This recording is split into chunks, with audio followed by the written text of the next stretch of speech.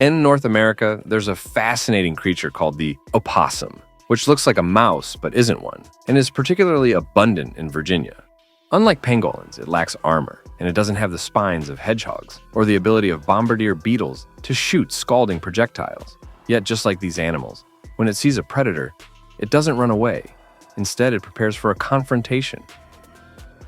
So, how does it deal with threats?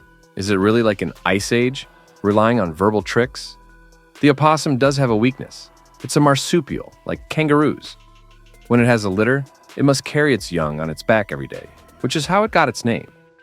It's hard to believe that this moving ATM, with its quirks, has survived until today.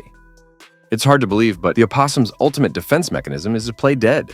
Scientists say that North American predators have a strange preference for fresh food and show no interest in anything that's already dead.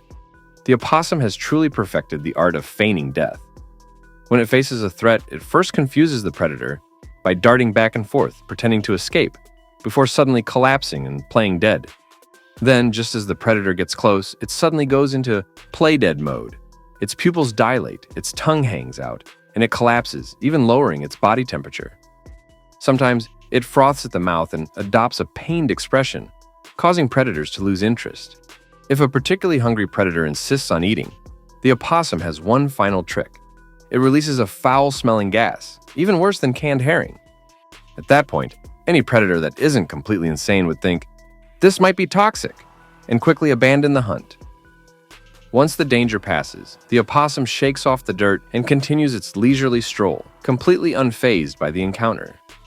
The opossum's low body temperature means it doesn't spread diseases like rats do. In fact, it even has the ability to combat the rabies virus. While opossums scavenge through city trash just like their rodent counterparts, they are surprisingly clean animals. Interestingly, they are also considered a traditional delicacy in Virginia, showcasing their unexpected place in the local culture and cuisine. Sharks, those fierce predators, can they really play dead? Absolutely. Playing dead is the ultimate survival tactic for many creatures. On Nassau Island in the Bahamas, there's a dive instructor named Neil Harvey, who can make even the most ferocious sharks act like docile puppies. Locally known as the shark whisperer, he uses two main techniques to control them. The first involves gently stroking the sharks with a metal glove, which helps calm them down. Sharks have special organs called ampullae of Lorenzini on their heads that can sense electric fields. It's said that they can detect the scent of blood from miles away. Just a single drop can send them into a frenzy, thanks to these sensitive organs. By touching the ampullae with a metal glove, Harvey disrupts the shark's nervous system, inducing a tranquil state. This remarkable technique didn't come easily. It was born out of countless trials and painful lessons learned over the years. Because of this, it's a method fraught with danger and should never be attempted by anyone else without extensive experience and training. Handling sharks is nothing like petting cats. For smaller sharks, Harvey has an impressive technique. He can force them into a sudden state of playing dead. The method is simple. He grabs the shark's dorsal and tail fins and flips it over. Once the shark is on its back, it starts to feign death and becomes surprisingly docile. Travel websites even advertise experiences where you can join Harvey at sea to feed and interact with sharks legally. Such an adventure costs around $3,000 per trip. I wonder how many people would be brave enough to give it a try. Many animals have a play dead switch. For instance, if you hold a straight line or a stick in front of a chicken for about 10 to 20 seconds, it will enter a fascinating state of feigning death. This trick also works on pigeons and other birds.